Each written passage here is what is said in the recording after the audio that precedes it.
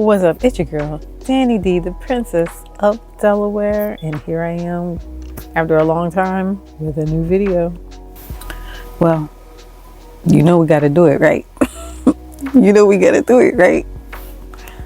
Okay. Yeah, it's been a long time. I'm just not a good content maker. I'm gonna be honest with you. Like, it's just so hard for me. I have a lot of things that I do. I love Power Rangers. I love K-pop, and I'm a teacher full time.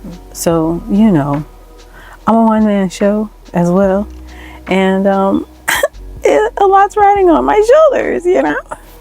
And the crazy part about everything is that so many things have happened in the world of Power Rangers. Or maybe I shouldn't say so many things, but there have been some recent discoveries. First of all, like, there was this whole big thing about, well, let's rewind it back. So it seems as if I know the Power Ranger Instagram page keeps posting these redesigned, reignition, re-something of Power Rangers. And it's just like, it's teasing. It's just teasing. But then in the midst of all of that, rumor about Disney popped up.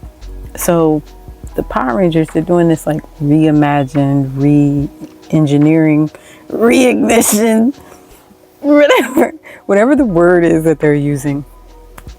And like, I heard or I read that it was like something that had to do with AI or whatever.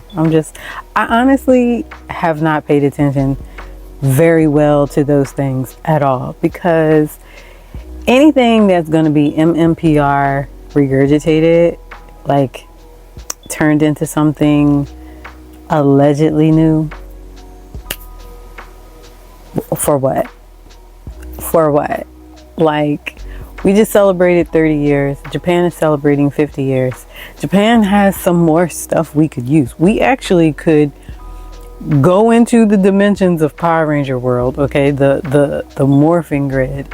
Go way back to like Bioman or like Battle Fever and use those in the United States today. Like, we could. I don't think that these people are very imaginative, okay? And then the Disney rumor comes up, and it's like, okay, we may have something here. This could be big. This could be great, you know, if Disney takes over. When Disney had Power Rangers, like, at first, I was definitely one of those ones who's like, oh my gosh, like, the Disney season, the Disney era, no. But I was wrong, and I can admit that. Okay, I watched a lot of Disney era Power Rangers, and I have to say, I actually really liked them. My favorite being Dino Thunder, for reasons, clearly. But yeah, like, the Disney era wasn't that bad. So like, if, you know, if they want to take it back, please let them. And the season we wanted to be awesome was Neo Saban, and it turned out to be question mark. Like, I don't love Samurai. But anyway, yeah, I wasn't there for any of that stuff though. Like, I really should have been like coming out and making you know, videos about the Disney and the other thing and whatever. I'm waiting for, I don't know what I'm waiting for. I really, honestly, I'm not a, oh, this just in kind of like person. I'm definitely more of someone who would like to just like watch, I don't know, Dino Thunder and then come back and talk about a specific episode. Okay. As a matter of fact, what's crazy is the other day I watched Mighty Morphin Power Rangers episodes 39 and 40, which was Doomsday. And there are things in Power Rangers that's hella funny as an adult that I missed as a kid, like full on. But anyway, I actually want to talk about something kind of serious, I guess. So the reason why I am back is you may know there's a show called Hollywood Demons. It's on Max, or I actually watched it live because we still have cable here in my house, and I watched it on the ID network. And it's a show that's like going back and like showing some of the like the darker sides of Hollywood, or of like specific things. Like they did an episode about the father from Seventh Heaven, which is, I knew something had happened with him, but I didn't know. If you want to know, watch that. I also watched the episode about like child stars, and that was quite interesting as well. So when I saw that there was going to be one about Power Rangers, I was like, oh Lord. I definitely feel like we seek and we look for like the so-called bad things that go on, you know, or we look for things to like kind of put people in darker light or whatever. And it's like, why do we do that? Why do we have to know like the underbelly of it all? You know, I don't know. But honestly, this show helped me. I'm glad that they made it. The great part about this show actually is that they have Dr. Drew, who has commentary. So, you know, he's not necessarily, what's the word? He's not excusing anybody's behavior, but he's explaining like, oh, that person is clearly, you know, this medical psychological term or this psychological term. And then he can like explain like, you know, some of the, like the fact that because they are that way, they can't reason. Yeah, they can't, you know what I mean? Like, but he's not excusing. He never excuses the behavior. So, you know, the one thing, I am so very protective of the things that I love. So I love Power Rangers, I love K-pop. So I'm protective of these things. Okay, so when I hear they're gonna do a show about Power Rangers, I'm like, you know, here I go. I gotta put on my boxing gloves and get ready for people trying to come at me like, oh, did you know you're da-da-da? He did da-da-da. It's like, but honestly, after this, I didn't feel like that. I didn't feel like that at all. So let's see if I can get into everything and then say some other things that this helped me with. Okay, so they really kind of broke it down. I mean, they discussed many different things within this show, which actually was like 2 hours long. Yeah, 2 hours. And they discussed like the fact, like how it was created, like a little very brief history.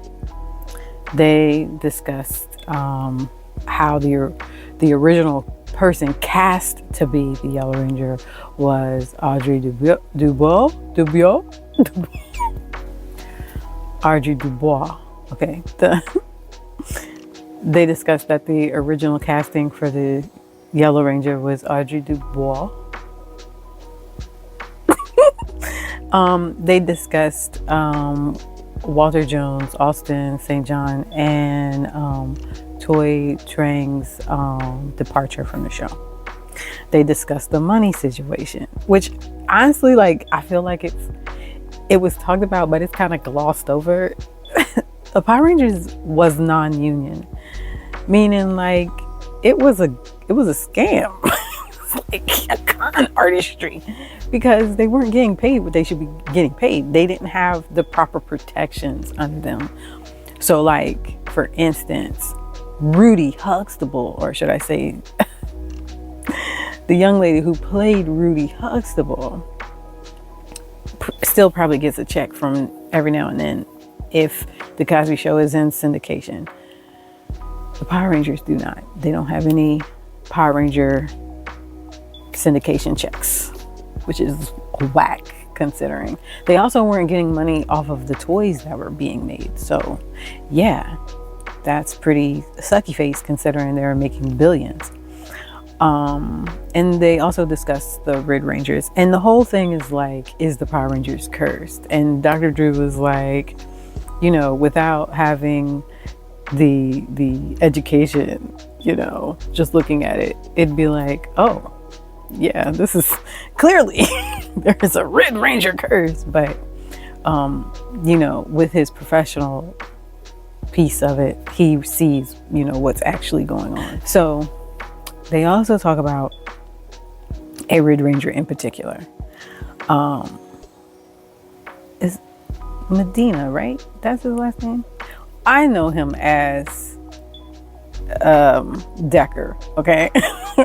As I said, I love Samurai, and he was Decker, and I love his storyline in Samurai. Decker and Dayu, it's a whole thing. If you stay with me long enough, maybe I'll talk about it. But in the meantime, just know that he also was a Red Ranger. He was Cole from Power Rangers Wild Force. Well, he I get to do that what do we call this? The influencer thing. I get to do the influencer thing and say he unalived someone. And it was unsettling. It was interesting.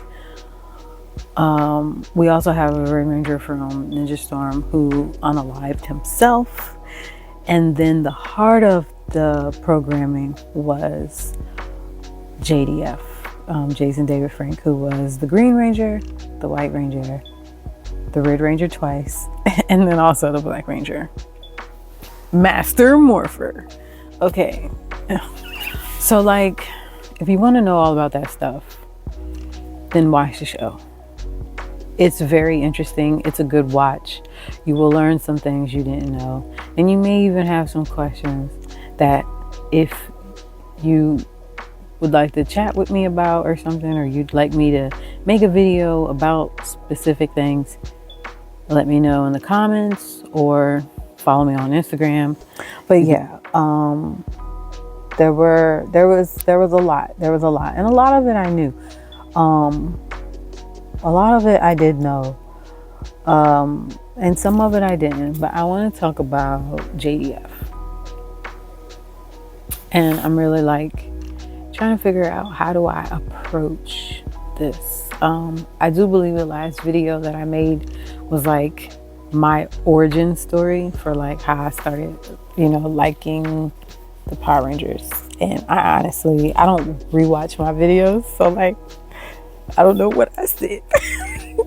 I don't know what I talked about. I do know like it probably was a lot about like how I began my journey, just like watching Power Rangers, which I know how that started, and then just being into the whole convention thing and everything. I met Jason David Frank in 2012 at Otakon when it was still in Baltimore.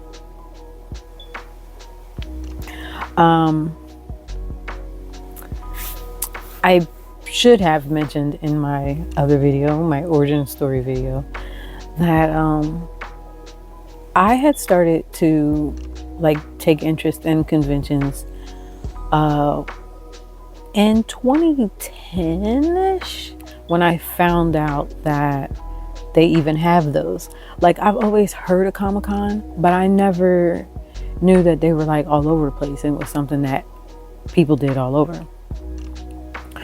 And I also found kind of like this underground kind of like world of people who like Power Rangers. And I'm like, you mean there's others like who still like enjoy Power Rangers to this day? And I also found out like there are other seasons of Power Rangers. Like, I found out all this different stuff. And I just fell back into the world. And in doing so, I had made a goal that I will meet the Power Rangers. I was in class. I had just started working on my master's for special education, and tickets to for JDF's picture. He used to have like, he would have like a picture event where he would dress as the Green Ranger, and he would dress as the Green Ranger, and then he had this other event where it was like secret or whatever, and it would be like at a different location. And I got tickets for both of those things. I was able to get a picture of him with me, and he's in Green Ranger costume. And then I went to this so-called secret location with a group of people, and we all like we got to sit at like a round table with JDF. So cool. The best memory I have of that time was he takes my camera, like I'm smiling a kind of smile that I never smile, where like all teeth and gums are showing, okay, and and he takes my camera and we do a selfie, because back in the day you actually had digital cameras instead of just using your phone. Actually, I had a phone and I had a digital camera. I was using like both of them. He took my digital camera. I know he took that, and he took a picture like this. But so yeah, I'm pretty sure that's how. Because this is actually pre-Instagram. Like I didn't have Instagram yet. So anyway, he did that. Somebody took a picture of us, so we got one serious picture, and we have one silly picture where he like took my camera.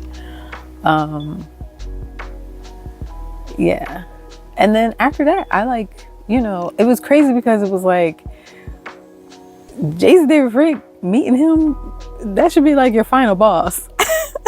Instead I go to him first, and then from there I met others. And then got to go to like MorphiCon. Now I've been to MorphiCon several times. But anyway, so yeah, that's my Jason David Frank experience. And it wasn't just that. Like, there's been multiple experiences. Like, clearly, I've gone to different conventions. He's usually been there. When he's there, like, it's crazy. Jason David Frank is significant, clearly, right? He's the original Green Ranger from Mighty Morphin. And the way that he becomes the Green Ranger is, for lack of a cooler sounding word, epic.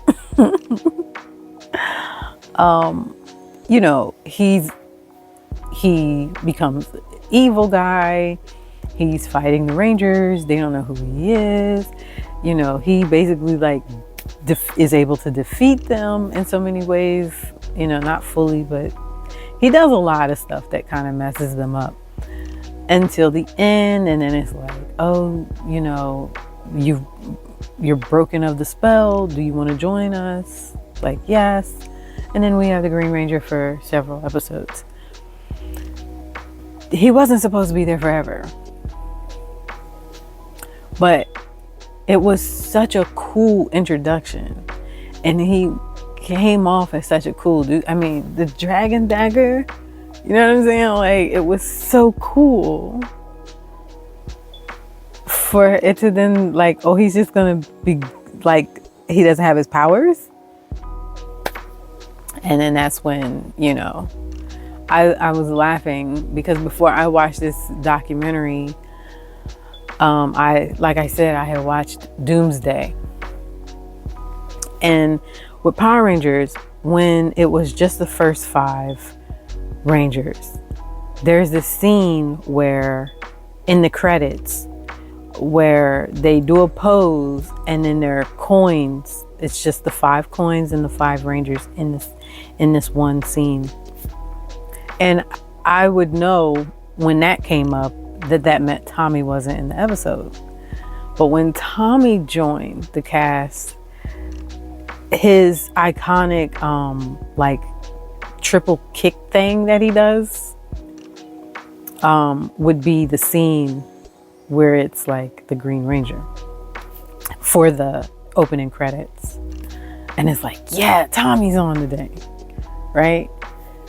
And then Tommy becomes a staple of the show, to the point where like they don't have any footage from Japan anymore. Like it's just old raggedy footage. They just keep over and over because there's, So then of course, Tommy becomes the White Ranger. And that's like, okay, like that's even better. So he goes right along up to Turbo, where he is now a Red Ranger.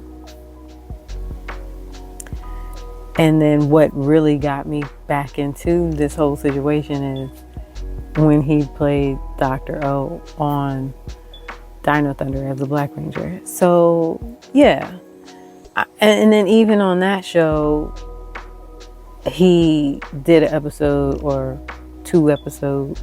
Was it a 2-parter? It was something.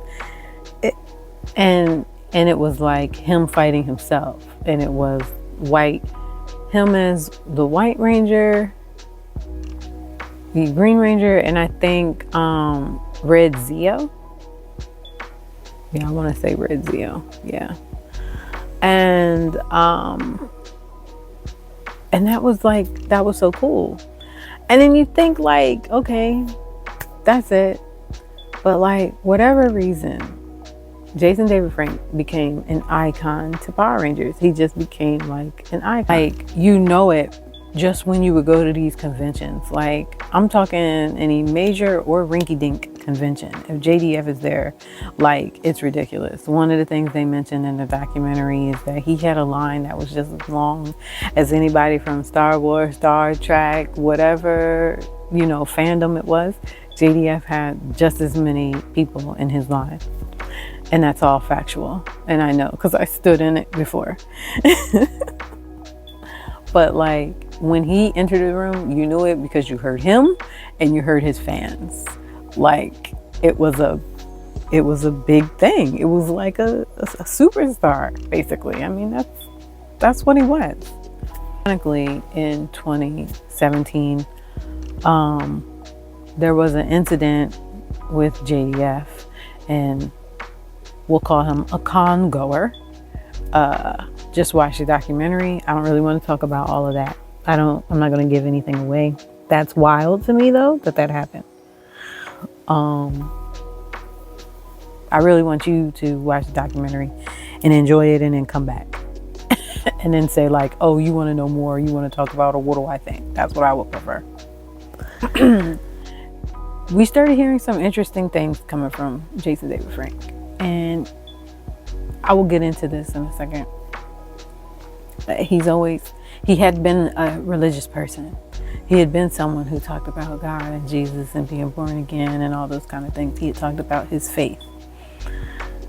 And so listening to him say like, oh, we're all fighting demons, we're all fighting the devil, every day I'm fighting the devil every day. That didn't sound weird to me, because it was just like, oh, that's faith. That's like how we talk as Christians. You're like, oh, the demon's working me, the devil's working me today, we're gonna defeat the devil, blah, blah, blah. Like, that's how you talk as a Christian. So I didn't think much of that. There were some other things that I knew that's none of my business, that I'm not gonna just be chatting it up about,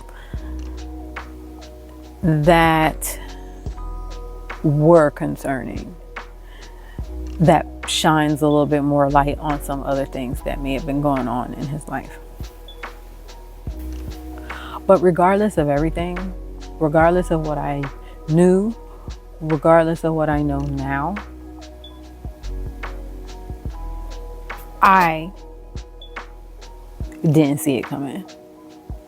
But I will say that everyone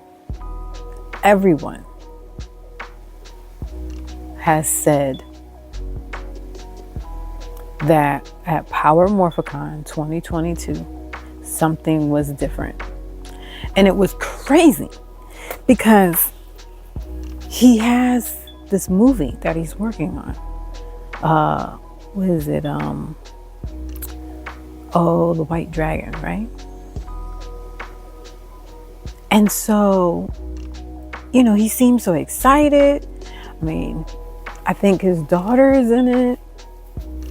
It just seems like he's so excited and happy about this movie, and he was talking about it and everything. But regardless of that, even with how he is, like, he always was like, oh, we're at Power Morphicon. He was very much like show, his fans and stuff like that. But I'm telling you, like, even though like I didn't go, I went around his area a little bit, but I didn't like go right to him. You know what I'm saying? And there was something different. There was something going on. The air was different.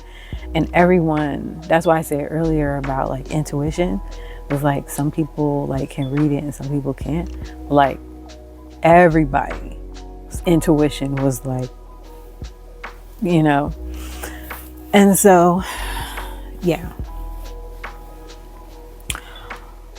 When I found out that Jason David Frank had unalived himself, I was actually talking to another friend who likes Power Rangers, and we got off the phone and like tried to find out if it was real. We kept trying to find confirmation of it because like, it's something you don't want to accept. People say dumb things all the time. So it's like, oh, it's somebody saying something stupid. So then right before I like made myself go to sleep, I texted a friend who's close to Jason David Frank. And that morning I woke up and I looked at my messages and it said, he's gone. It's true.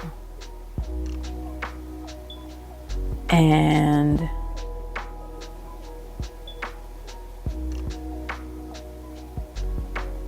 I was angry.